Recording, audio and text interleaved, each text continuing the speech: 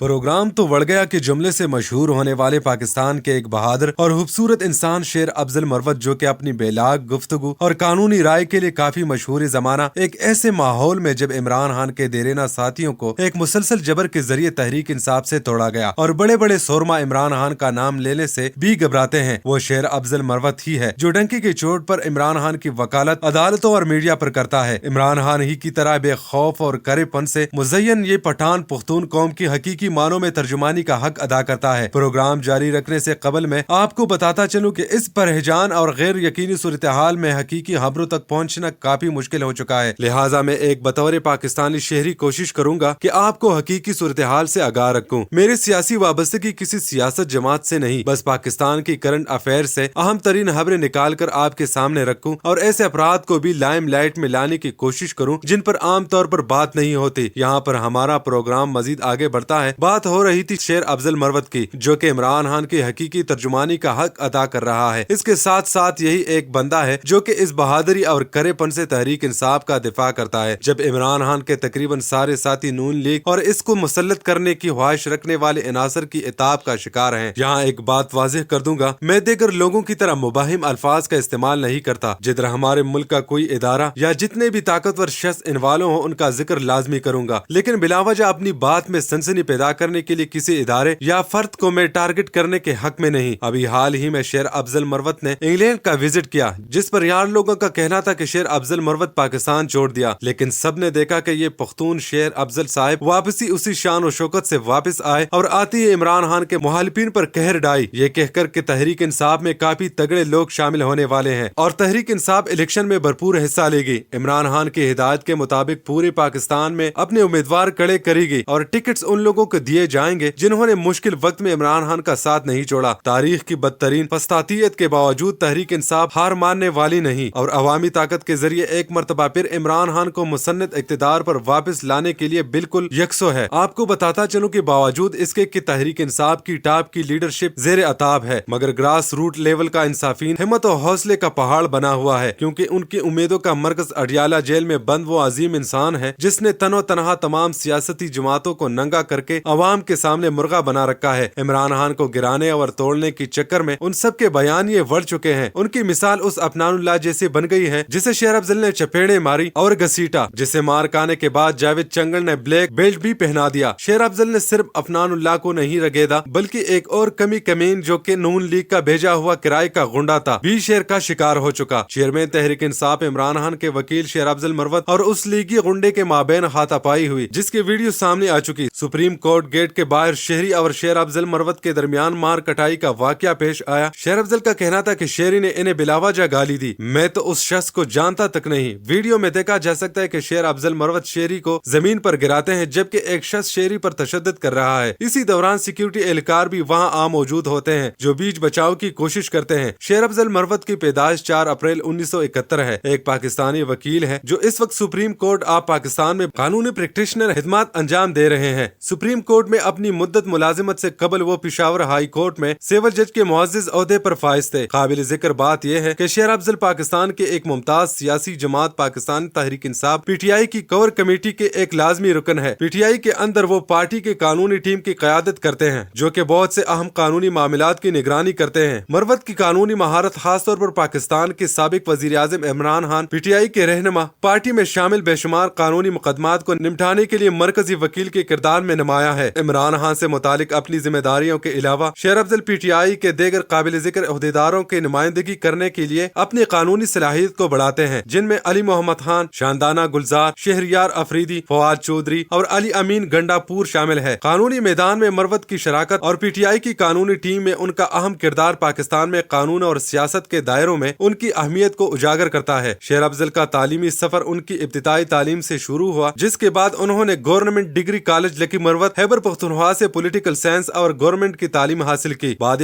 उन्होंने पेशावर यूनिवर्सिटी में LLB programme में दाखिला लिया। मजीद मालूमात की तलाश में उसने बरतानिया का सफर किया, जहां उसने कार्डिफ यूनिवर्सिटी से कामयाबी के साथ LLM की डिग्री हासिल की, अपनी तालीमी उफक को वसअत दी और अपनी कानूनी काबिलियत को बढ़ाया। शेर अफजल ने 2004 में पेशावर हाई कोर्ट में सिविल जज का किरदार संभालने से पहले बतौर वकील अपने कैरियर का आगाज किया। उसके बाद प्राइवेट लीगल प्रैक्टिस में वापस आकर उन्होंने 2017 में पाकिस्तान پاکستان تحریک انصاف PTI میں شمولیت اختیار کی، جہاں انہوں نے پارٹی کے قانونی امور کی ذمہ داری سنبھالی۔ ان کی خدمات کے اعتراف میں انہیں پارٹی کی کور کمیٹی میں مقرر کیا گیا۔ 9 مئی 2023 کو ہونے والے المناک واقعات کے نتیجے میں PTI کے عہدیداروں کے خلاف کریک ڈاؤن ہوا اور متعدد اراکین کے اغوا کے بعد مروت ایک نمایاں رہنما کے طور پر سامنے آئے۔ انہوں نے عمران خان کی بہادری سے نمائندگی کی، جبکہ پارٹی رہنما زیر حراست تھے۔ PTI کاز سے اپنی وابستگی کا مظاہرہ کیا۔ شیر افضل کا سفر قانونی پیشے اور PTI کی ہنگامہ خیز تاریخ دونوں میں ان کے اہم کردار کی عکاسی کرتا ہے۔ 27 ستمبر 2023 کو جاوید چودھری کی میزبانی میں ایکسپریس نیوز پر ایک لائیو TV پروگرام کے دوران شیر افضل مروت کی PMLN کے سینیٹر عفنان اللہ کے ساتھ زبانی تکرار ہوئی۔ تصادم جسمانی جھگڑے تک بڑھ گیا، جس کے نتیجے میں شیر افضل نے مکے برسائے، جہاں شیر افضل نے کھلے عام اپنے اس حرکت کا اعتراف کیا۔ PMLN کے سیاستدانوں اور میڈیا پر اثر انداز ہونے والوں کے متضاد اکاؤنٹس تھے، جس میں دعویٰ کیا گیا شیر افضل کو چوٹیں آئی۔ تاہم سینیٹر عفنان اللہ کی جانب سے درج کرائی گئی FIR میں تصدیق کی گئی ہے کہ ان شیر افضل نے مکے مارے تھے۔ اس واقعے نے بڑے پیمانے پر توجہ حاصل کی اور سیاسی اور میڈیا دونوں حلقوں میں باز چھیڑ دی۔ اب بات کرتے ہیں اس بڑے سانحے پر جب پاکستان کے سابق وزیر اعظم عمران خان پر وسطی پنجاب کے علاقے وزیر آباد میں ہونے والے حملے کو 1 سال مکمل ہو گیا ہے، لیکن ابھی تک اس مقدمے کی نہ تو حتمی تفتیش مکمل ہوئی ہے اور نہ ہی اس مقدمے کا مکمل چالان انسداد دہشت گردی کی عدالت میں پیش کیا گیا ہے۔ اس مقدمے میں محض ایک پیش رفت ہوئی اور وہ یہ کہ اس کیس میں گرفتار ہونے والے 5 ملزمان میں سے 3 ضمانتوں پر رہا ہو چکے ہیں اور باقی 2 ملزم ٹرائل نہ ہونے کے باوجود ابھی تک جیل میں ہے۔ جن ملزمان کو ضمانتوں پر رہا کیا گیا ان میں احسن، طیب اور مدثر شامل ہے۔ احسن اور مدثر کی ضمانت متعلقہ انسداد دہشت گردی کی عدالت نے منظور کی تھی، جبکہ اس مقدمے میں گرفتار تیسرے ملزم طیب کی ضمانت لاہور ہائی کورٹ نے منظور کی تھی۔ اس مقدمے کے 2 مرکزی ملزمان جن میں نوید اور وقاص شامل ہیں ابھی تک جیل میں ہیں اور گجرانوالہ کی سینٹرل جیل میں سخت سیکیورٹی زون میں قید ہے۔ ملزمان کے وکیل میاں داؤد کے مطابق اس مقدمے کے چوتھے ملزم وقاص کی ضمانت کی درخواست لاہور ہائی کورٹ میں زیر التوا ہے۔ واضح ہے کہ سابق وزیر اعظم عمران خان 1 سال قبل 3 نومبر کو اس وقت گولی لگنے سے زخمی ہو گئے تھے جب وہ ایک احتجاجی مارچ کو لے کر لاہور سے اسلام آباد کی طرف جا رہے تھے۔ وزیر آباد کے قریب واقع اللہ والا چوک پر ان پر حملہ ہوا تھا۔ ملزمان کے وکیل میاں داؤد کا کہنا ہے کہ عمران خان پر حملے کے مقدمے کی تفتیش کرنے والی JIT نے ابھی تک تفتیش مکمل نہیں کی، جس کی وجہ سے اس مقدمے کا ٹرائل شروع نہیں ہو سکا۔ انہوں نے دعویٰ کیا کہ ان کے موکل بے گناہ ہے اور پولیس نے محض رسمی کارروائی کرتے ہوئے ان کے موکلین کو گرفتار کیا۔ ذہن میں رہے کہ ملزم نے ایک ویڈیو پیغام پولیس کی تحویل میں دیا تھا۔ اس ویڈیو پیغام میں ملزم نوید احمد نے دعویٰ کیا تھا کہ اس نے سابق وزیر اعظم عمران خان پر حملہ کیا کیونکہ وہ عمران خان اپنے خطاب کے دوران ایسی باتیں کر جاتے تھے جو ان کے مطابق دین کے خلاف تھی۔ اس مقدمے کے پراسیکیوٹر کا کہنا ہے کہ اس مقدمے کی گزشتہ 2 درجن سے زائد سماعتوں کے دوران تانا سٹی وزیر آباد کے تفتیشی افسر کی طرف سے ایک صفحے کی رپورٹ متعلقہ عدالت میں جمع کروائی جاتی ہے، جس پر لکھا ہوتا ہے عبوری چالان رپورٹ ضابطۂ فوجداری کی دفعہ 173 کے تحت جمع ہے، حسب ضابطہ کارروائی عمل میں لائی جائے۔ انہوں نے کہا کہ لیکن ہر 3 ماہ کے بعد نئی عبوری رپورٹ متعلقہ عدالت میں جمع کروانا لازمی ہے۔ واضح ہے کہ اس مقدمے میں گرفتار ہونے والے 5 ملزمان کو لاہور کے سابق پولیس چیف غلام محمود ڈوگر کی سربراہی میں قائم ہونے والی مشترکہ تحقیقاتی ٹیم نے تحقیقات کی روشنی میں گرفتار کیا گیا تھا اور پولیس کا کہنا ہے کہ ملزمان کے زیر استعمال موبائل فون کے ڈیٹا سے ان کا آپس میں رابطہ ثابت ہوتا ہے اور JIT کے بقول ملزمان کافی عرصے سے اس حملے کے منصوبہ بندی کر رہے تھے۔ اب یہاں پر سوال ذہن میں آتا ہے کہ عمران خان پر حملہ کرنے والا تو ہر قسم کی قانونی سہولیات سے مستفید ہو رہا ہے، لیکن عمران خان کے لیے بنیادی انسانی حقوق ہی مسح کر دیے گئے ہیں، تو ایسے میں عام شہریوں کا قانون پر اعتماد کیسے برقرار رہ سکتا ہے؟